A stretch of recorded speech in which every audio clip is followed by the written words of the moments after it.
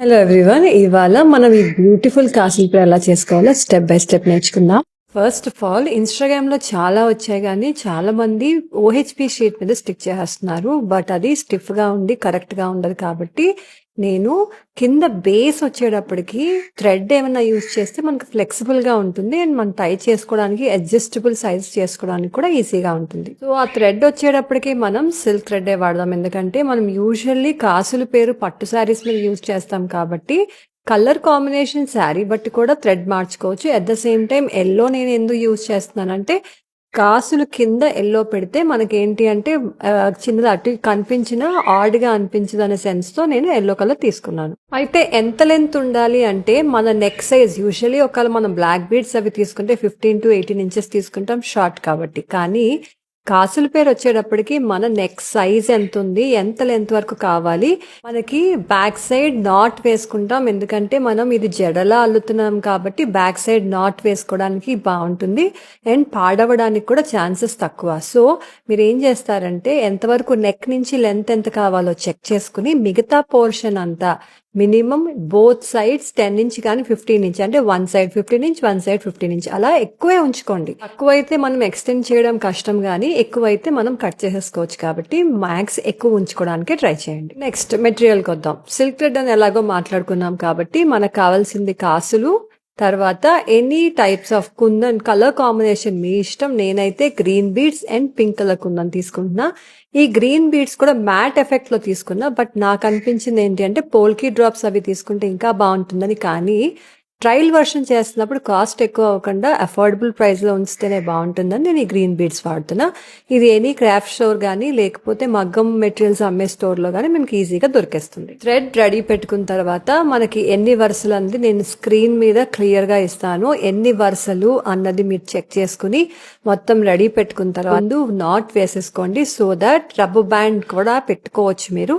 నేనైతే నాట్ వేసుకున్నాను. నాట్ వేసుకున్న తర్వాత అక్కడి నుంచి మన నార్మల్ జడ ఎలా అల్లుతామో సేమ్ అదే ప్రాసెస్ లో టైట్ గా, లూజ్ అవ్వద్దు. లూజ్ అయితే ఏమవుతుంది అంటే మనం కాసులు కుడతాం కాబట్టి కాసులు కుట్టినప్పుడు ఆ లూజ్ టెక్స్చర్ నుంచి నాట్ ఊడిపోయే ఛాన్స్ ఉంది. అంటే మనం కుట్టిన థ్రెడ్ ఊడిపోయే ఛాన్స్ ఉంది కాబట్టి లూజ్ గా వేలాడే ఛాన్స్ కూడా ఉంటుంది. సో అందుకనే టైట్ గా మీరు జడ అల్లుకుంటూ వచ్చేసి ఎంత లెంత్ మళ్ళీ చెప్తున్నా, ఎక్స్ట్రా అయినా పర్లేదు, తక్కువ మాత్రం కాకుండా చూసుకోండి. దాని తర్వాత మొత్తం అల్లేసి బోత్ సైడ్స్ రెండు వైపులా నాట్ వేసేసేయండి, జడ ఊడకండి. ఇప్పుడు ఏం చేస్తారంటే కాసులు ఏ డైరెక్షన్ లో పెట్టుకుంటున్నారో అన్ని ఒకే డైరెక్షన్ లో ఉండాలి. అది మళ్ళీ గుర్తుపెట్టుకోండి. కింద పైన అంటే బేస్మెంట్ గానీ అప్పర్ పోర్షన్ గానీ ఒక టెక్స్చర్ ఉంటుంది, అది మీరు చెక్ చేసుకుని 1 by 1 అంటే ఫస్ట్ మనం ఒక కాసు కుట్టుకుంటున్నప్పుడు హోల్ ఉంటుంది, ఆ హోల్ కి ఇటుపక్క అటుపక్క నాట్ వేయండి. అంటే సూద్ హోల్ లోంచి తీసుకొచ్చి కింద దాంట్లోకి పుష్ చేస్తే మనకి అక్కడ ఫిక్స్ అయిపోతుంది. దాని తర్వాత ఏం చేయాలంటే మీకు ఒక్క కాసు మీద ఇంకో కాసు ఓవర్లాప్ అవ్వాలి. ఎందుకంటే మనకి కాసుల పేరు మీరు అబ్జర్వ్ చేస్తే విడివిడిగా ఉంటుంది, కానీ మనం ఇది థ్రెడ్కి వాడుతున్నాం కాబట్టి ఒకదానిపైన ఒకటి ఓవర్లాప్ చేస్తూ మాక్సిమం 3/4 నుంచి హాఫ్ టెక్స్చర్ వరకు కవర్ అయ్యేలా పెట్టుకోగలిగితే కనుక మనకి ఆ వరుస ఏదైతే కుడుతున్నామో వరుసగా మొత్తం ఈవెన్ టెక్స్చర్ లో రావాలి, అంటే ఈవెన్ స్పేస్ లో రావాలి. సో హాఫ్ పెడతారా 3/4 పెడతారా అని మీరు ముందే డిసైడ్ చేసుకుని ఒకదానిపైన ఒకటి పెట్టుకుంటూ కుట్టుకుంటూ వెళ్ళాలి. ప్రతిదీ ఈచ్ అండ్ ఎవ్రీ కాసుల పేరు కుట్టుకోవాలి. అయితే మీకు డౌట్ రావచ్చు, ఇది స్టిక్ చేయకూడదా అని. స్టిక్ చేస్తే ఏమవుతుందంటే మనం థ్రెడ్ ఫ్లెక్సిబుల్ గా ఉండదు, జస్ట్ నుంచున్నట్టు అటు ఇటు కాకుండా కాసులు డిఫరెంట్ డైరెక్షన్స్ లో మారిపోతూ ఉంటాయి కాబట్టి బాగోదు. సో మీకు ఎంత లెంత్ కావాలో కంప్లీట్ చేసుకున్న తర్వాత దాన్ని ఒక వరుసలో పెట్టుకుని ఇప్పుడు దానిపైన మనం బీడ్స్, కుందన్స్ మీరు ఏదైతే అనుకుంటున్నారో పర్ల్స్ పెట్టుకోవచ్చు. That's absolutely fine. అదే పర్ల్ పెట్టామంటే మళ్ళీ కుట్టాల్సి వస్తుంది, బికాస్ హోల్ కనిపిస్తుంది. అదే నేను తీసుకున్న షేప్ కానీ ఇది ఏమవుతుందంటే ఫ్లాట్ బీడ్ కాబట్టి ఇది స్టిక్ చేసిన బేస్మెంట్ బాగుంటుంది. అదే పర్ల్ పెడితే రౌండ్ ఉంటుంది కాబట్టి మీకు అంత బాగా స్టిక్ అవ్వదు. లేదు నేను ఇది కూడా కుడతాను అనుకుంటే మీరు పర్ల్ కానీ బీడ్ కానీ కుట్టచ్చు. బట్ ఇలాంటి ఫ్లాట్ సర్ఫేస్ ఉన్న బీడ్స్ వాడడం వల్ల ఏమవుతుందంటే మనకి గమ్ కి థ్రెడ్ కి కుందన్ బీడ్ కి మధ్యలో ఆ గమ్ బాగా బాండింగ్ ఉంటుంది అనమాట.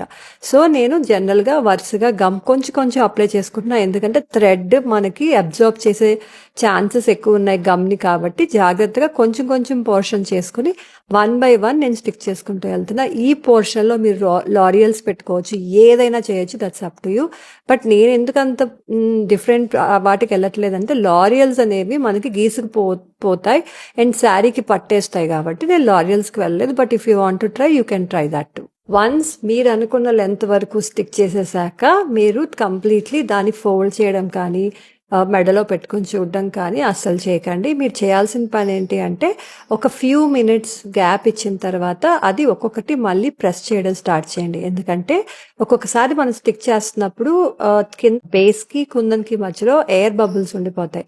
ఆ ఎయిర్ బబుల్స్ ఉండిపోయినప్పుడు ఏమవుతుంది అంటే మనకి ఊడిపోయే ఛాన్సెస్ ఎక్కువ ఉంటాయి అనమాట. అలా కాకుండా మనం ఒక హాఫ్ అన్ అవర్ తర్వాత 15 మినిట్స్ తర్వాత కొంచెం కంటిన్యూషన్ ప్రెస్ చేయడం వల్ల మనకి ఎయిర్ బబుల్స్ పోయి ఆ గమ్ బాండ్ అనేది ఎక్కువ క్రియేట్ అయ్యి మనకి ఊడిపోకుండా లాంగ్ రన్ లో ఉండడానికి హెల్ప్ చేస్తుంది. మేకింగ్ అయితే అయిపోయింది. మరి ఎలా ఊడిపోకుండా ఉంచాలి అంటే సింపుల్ టెక్నిక్. మనకి దానికి క్యూర్ అవ్వడానికి మినిమం 24 to 48 hours వదిలేయాలి.